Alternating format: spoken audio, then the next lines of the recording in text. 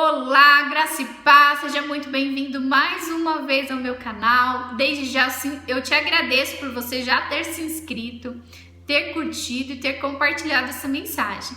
Se você ainda não fez isso, então se inscreva, curte, compartilha, comenta aí, vamos interagir. O que você está achando dessa série dos ladrões dos nossos sonhos? E com base nessa temática, hoje eu quero trazer um assunto que ele é muito interessante sobre este tema.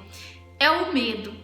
O medo, ele é paralisador. O medo, ele é um dos grandes ladrões de sonhos. Quantas pessoas já deixaram de viver coisas extraordinárias porque tem medo. O medo, ele não vem sozinho, ele não se contenta em paralisar a gente sozinho, né? Ele não faz esse trabalho sozinho.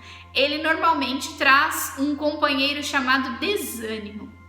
E como base bíblica do que eu estou falando, eu quero compartilhar com vocês o texto que está no livro de 1 Reis, no capítulo 19, no versículo do 1 ao 9, conta a história de um homem de Deus, destemido, corajoso, mas que um dia, debaixo de uma ameaça, ele paralisou por medo. Eu estou falando do profeta Elias. Elias era um homem destemido e Elias recebe uma ameaça de Jezabel. Elias tinha enfrentado os profetas de Baal, tinha acabado ali com aqueles profetas, e quando Jezabel fica sabendo disso, ela manda um mensageiro ameaçar Elias, falar para ele: olha, amanhã, até esse horário, eu vou fazer com você o mesmo que você fez aos profetas de Baal. Elias teve medo, é isso que a Bíblia diz, e por medo ele foge para o deserto. Eu quero parar rapidamente aqui nesse texto para dizer para mim e para você, né? Porque quando eu digo para você, eu também estou dizendo para mim mesma, que tem desertos que é o Senhor que nos leva. Como aconteceu com Jesus. Jesus foi levado a um deserto para ser tentado. Mas tem desertos que nós escolhemos, nós vamos por conta própria. E foi o caso que aconteceu aqui com Elias. Ele fugiu para um deserto porque ele teve medo. E o medo, ele é meio irreal, né? Vamos concordar comigo que se a Jezabel quisesse matar realmente Elias, se ela tivesse com toda essa coragem de matar Elias, ela tinha mandado um assassino e não um mensageiro.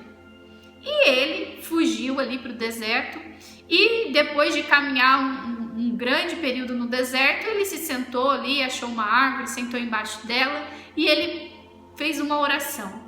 E nessa oração ele pediu ao Senhor que o levasse, ele queria morrer. E depois desta oração ele dormiu, ele desejou a morte e dormiu.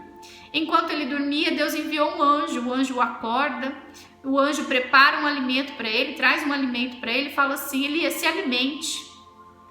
Ele se alimenta e volta a dormir. Às vezes o Senhor está nos alimentando, nos trazendo, falando: tem de bom ânimo, eu venci o mundo, você vai vencer também. E a gente volta a dormir, a gente se anima ali e volta a dormir. O anjo não desistiu, o anjo acordou de novo ele, falou: se alimente mais uma vez.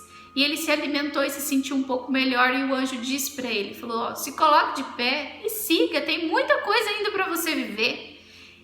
E Elias se levanta e vai, e segue. E ele anda, a Bíblia conta que ele anda por 40 dias e 40 noites, até que ele encontra uma caverna. E ele entra dentro dessa caverna. E enquanto ele está ali dentro dessa caverna, aí Deus fala com Elias. Deus fala para ele: Elias, o que você está fazendo aqui? Elias rasga o seu coração, fala: olha, eu não sou melhor do que quem veio antes de mim, não sobrou nenhum profeta, todo mundo está querendo me matar. Eu acho tão incrível esses detalhes, porque o medo, ele é tão irreal e nos faz ver coisas de maneira deturpada. Ele não conseguia mais ver que tinha outros profetas e ele generalizou, né? Ele disse assim: está todo mundo querendo me matar, o que não era verdade. E ali Deus traz para ele a verdade, Deus traz luz sobre aquele momento de escuridão que ele estava vivendo. Deus fala para ele assim: olha, Elias, vamos por partes, né? E não é bem assim, mas eu estou contextualizando. Deus fala para ele assim, fala assim: olha, eu ainda tenho planos com você. Ainda você vai ungir reis, você vai treinar ainda um outro profeta que vai ficar no seu lugar.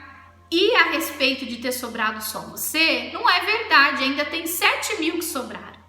Porque às vezes nós estamos num momento tão turvo, tão escuro, desejando estar ali numa caverna, desejando morrer, que nós não conseguimos enxergar o que Deus ainda tem a fazer através da nossa vida e nem enxergar com clareza o que realmente está nos afetando.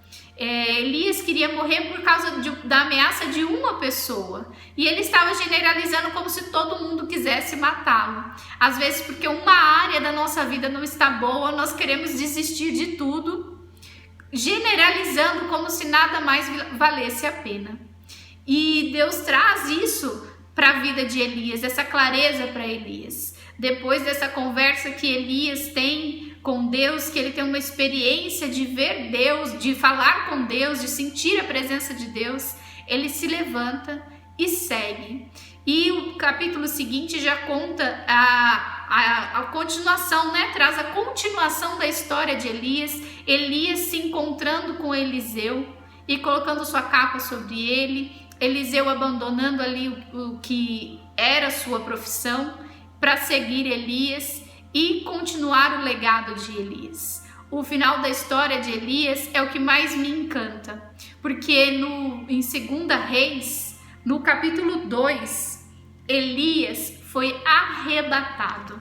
Eu vou... 2 Reis, capítulo 2, versículo 11. Elias é arrebatado e deixa sua capa para Eliseu. Olha que interessante, eu comecei a contar a história de um homem que queria morrer, que pediu a morte, que se escondeu numa caverna.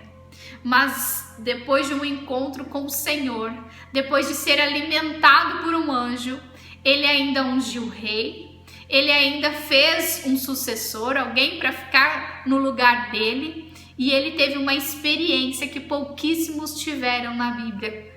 Na história bíblica, como que Deus tem coisas grandes para nós. Às vezes a gente quer desistir por causa de uma área que não está boa, por causa de uma ameaça, e nós acreditamos às vezes que não vale a pena continuar vivendo. Eu não sei qual foi a ameaça que chegou na sua vida, eu não sei o que esse tempo de pandemia tem trazido como ameaça para você, ou se não tem a ver com a pandemia, ou se é uma outra situação, mas eu quero dizer para você que Deus tem coisas muito maiores e melhores. A Bíblia diz que melhor é o fim de todas as coisas do que o princípio delas. Aquele que estava querendo a morte debaixo ali de uma árvore, teve a experiência de ser arrebatado por Deus, teve experiências de ouvir a voz de Deus, teve experiências de orar por reis, de orar por alguém que continuasse o seu legado como profeta. Eu quero dizer para você, através deste vídeo, que Deus tem coisas muito além do que este momento que você está vivendo. Este momento, ele é passageiro, assim como passou esse tempo difícil que Elias viveu. Esse tempo difícil que nós estamos passando também vai acabar, vai passar, mas tem de bom ânimo. Se alimente. Eu não sei se o alimento que você está buscando também tem te dado ânimo suficiente, mas não há alimento melhor do que seja a palavra do Senhor.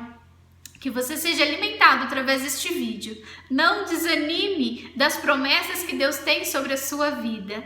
E siga, porque eu creio que experiências fantásticas Ele ainda tem comigo e com você.